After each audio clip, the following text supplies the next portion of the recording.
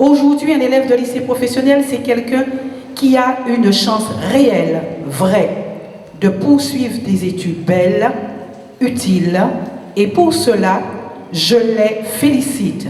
Parce qu'on entre en lycée professionnel avec une connotation négative.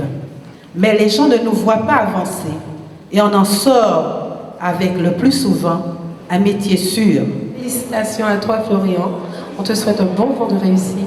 Qu'est-ce que tu envisages de faire? Déjà, bonsoir à tous.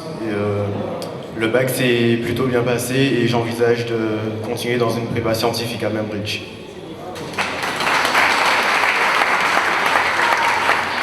Bonsoir à tous. Je remercie tout d'abord la municipalité pour cette belle manifestation. Je félicite mon fils. C'est vrai que j'étais très stressée, mais j'étais confiante. Donc ça a marché. Merci encore. Il est vrai que le lycée Gerville-Réache a un taux de 92% de réussite au baccalauréat.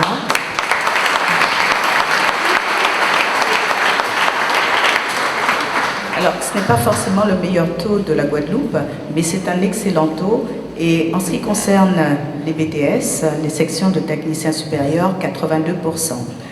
Concernant nos classes préparatoires, nous avons des élèves qui intègrent de grandes écoles, des élèves qui ont brillamment réussi. Mais je voudrais aujourd'hui qu'on n'oublie pas les élèves qui ont énormément travaillé et qui n'ont pas été couronnés. Cependant, aujourd'hui, nous honorons ceux qui ont réussi. Et je tenais tout de même à rappeler aux élèves que c'est le premier diplôme universitaire. Madame Cyprien vient de dire que les élèves de lycée professionnel ont une chance. En entrant au départ avec une connotation négative, ils ont la possibilité de poursuivre de brillantes études. Donc, jeunes gens, la route est ouverte devant vous. Sachez saisir les occasions, mais surtout, le travail paie. Seul le travail paie. Donc, chers parents, continuez d'accompagner vos enfants. Oui, c'est un travail acharné, je dirais, qui a payé parce que je me suis donné cet objectif de réussir avec la mention très bien et j'ai tout mis en œuvre pour l'obtenir.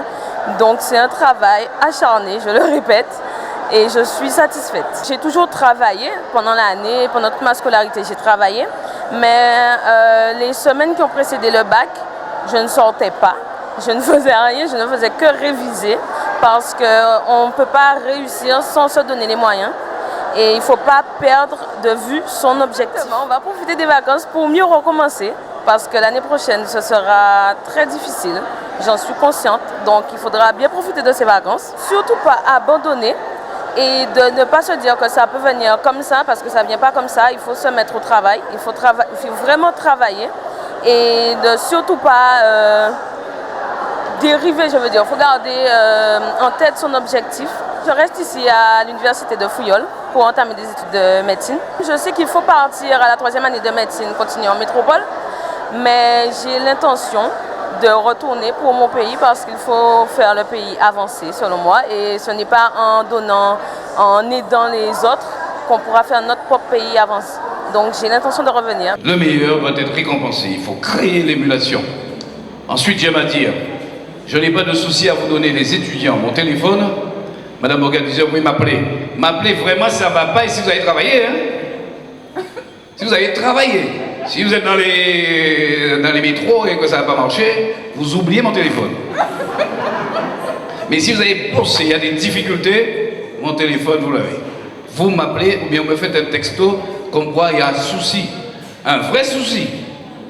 Nous sommes à la disposition des parents, on l'a dit tout à l'heure, pour aider les parents, mais selon un quotient familial quand même. Hein? Mais ce sont des enfants qui ont des soucis véritablement, le CECAS sera là. C'est une tradition, mais c'est aussi, comment dirais-je, un désir ardent de la ville de montrer les enfants qui réussissent et aussi de montrer le travail opéré par les parents. Car sans parents, sans une famille, on va dire, qui s'entretient et qui fait l'effort éducatif, il n'y a pas cette réussite-là que nous avons donc à montrer à la face de Saint-Claude. Et quand bien même il y aurait quelques jeunes qui seraient en difficulté, il faut montrer les jeunes qui réussissent. Et nous voulons dire que nous faisons notre mieux aussi pour accompagner tous les enfants dès l'école élémentaire, hein, même dès l'école maternelle, cette année, nous avons eu le plaisir d'ouvrir une école, une classe TPS. Et pour les étudiants, nous aimons bien sûr organiser la fête des bacheliers, mais aussi annoncer aux parents que nous sommes là, présents, pour accompagner les enfants qui auraient des difficultés durant leurs études. Et de ne pas hésiter à nous appeler, à faire appel au CECAS. Bien sûr, on le fera selon, bien sûr, un quotient familial. C'est en fonction, bien sûr, des revenus. Et c'est une belle après-midi, bien organisée par le CECAS, que je veux, bien sûr, remercier et féliciter. Et bien sûr, aussi féliciter les proviseurs, et les enseignants aussi, les professeurs, qui viennent presque spontanément encourager, congratuler leurs élèves. Je crois que le pays a besoin de monter le pays positif.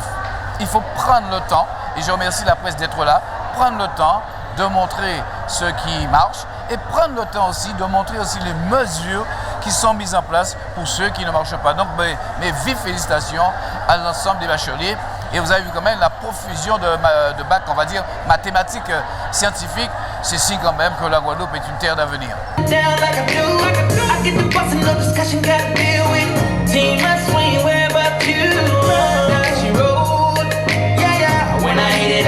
I'ma get it like